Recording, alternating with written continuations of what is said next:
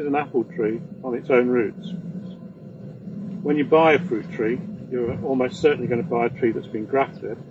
That is a tree in which the variety, the top part of the tree, is grafted onto a rootstock, which will be a genetically different organism. So in fact, you'll have, when you buy a grafted tree, you're buying two separate trees, two separate genetic individuals. On a grafted tree, you'll usually get a kink in the stem where the variety is grafted on, and this being an own root tree, you can see it's a perfectly straight stem until it starts branching. There is no grafted on rootstock with the own root tree. Why bother? Well, there are a lot of advantages to the own root fruit tree. One is generally much better health and resistance. It doesn't make the tree immune to diseases, pests and so on, but the tree will have a much more increased resistance to pests and diseases, and also to drought and in bad conditions. Another point in the own root tree is that the fruit quality is unaffected by the rootstock, and so is naturally, as it should be, the correct size, shape and so on for the variety.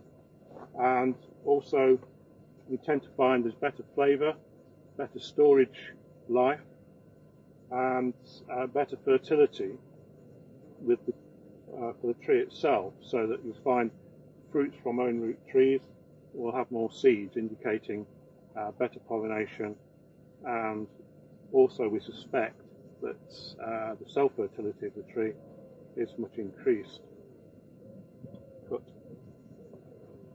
So disadvantages. Well, there's only one disadvantage to a tree on its own roots, and that's that it will grow to the size which is natural for the variety, and in most cases that's a bit bigger than we usually want as a cropping garden tree.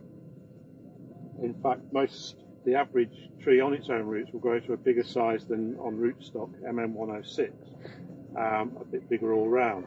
Not a lot bigger than average, but we can't go any more dwarf than that. So how do we keep there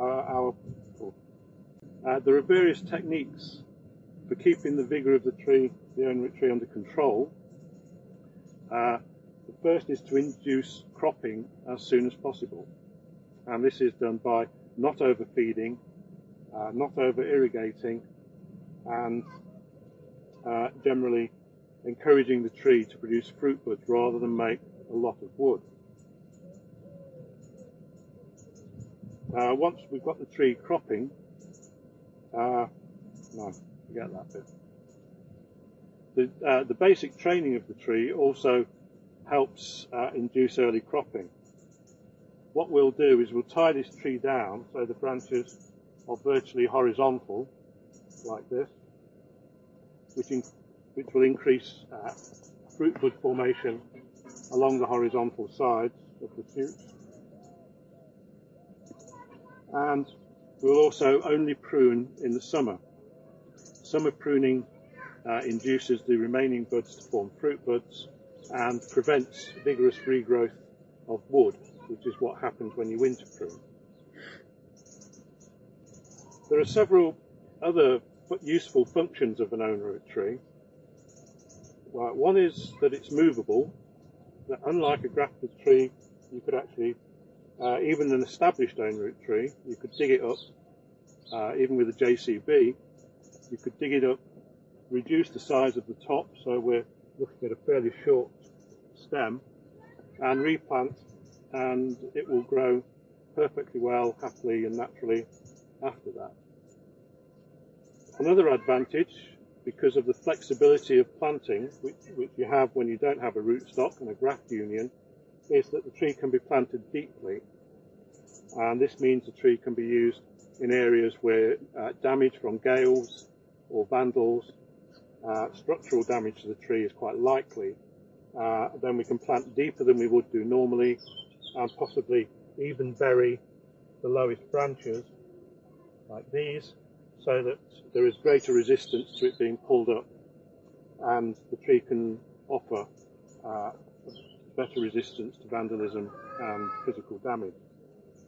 If it's reduced to its roots and the roots regrow, of course what regrows is purely the variety that we started out with. As there's no rootstock, the roots themselves are the same variety as this and will produce exactly the same fruits.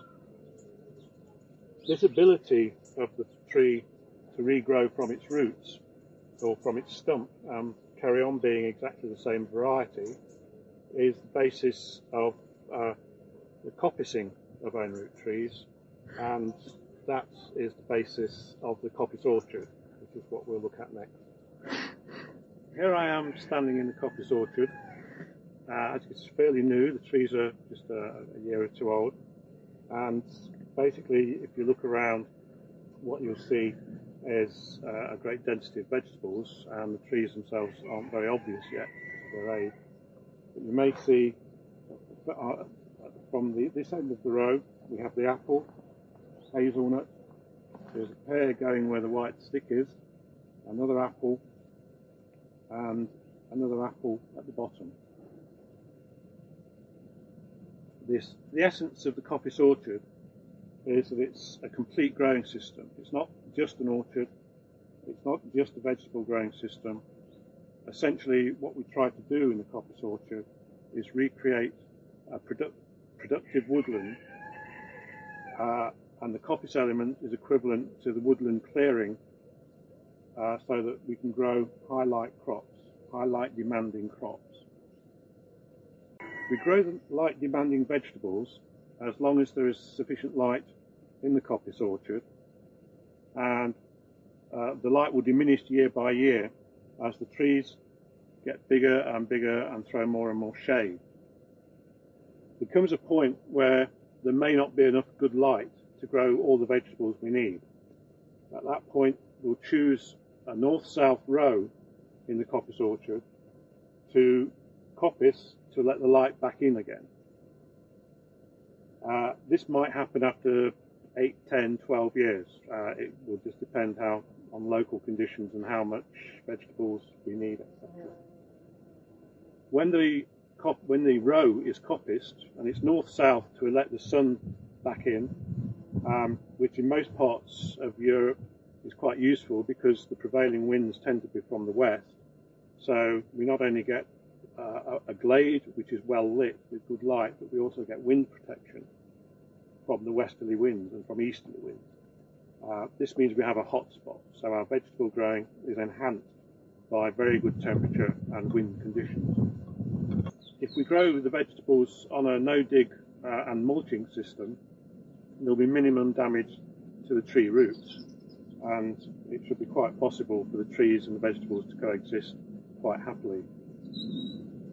As the trees, after coppicing, the trees will regrow, and we estimate that from a coppice position, fruiting should start again after about 3 or 4 years. We need to verify this and to find out what differences there are between different varieties of trees and how they perform differently because of varietal differences.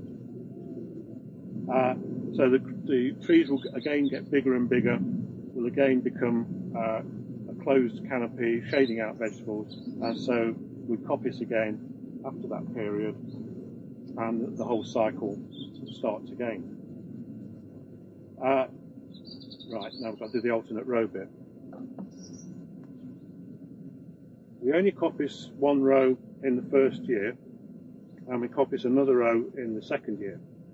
For this system to work at its most efficient and keep the wind off and maximise fruit bud production, the optimum row to cut, the best row to cut after the first row isn't a row which is next to it, but an alternate row which is 2 rows away. This gives us, over time, a series of avenues and glades so that we have the optimum conditions for plant growth throughout the system.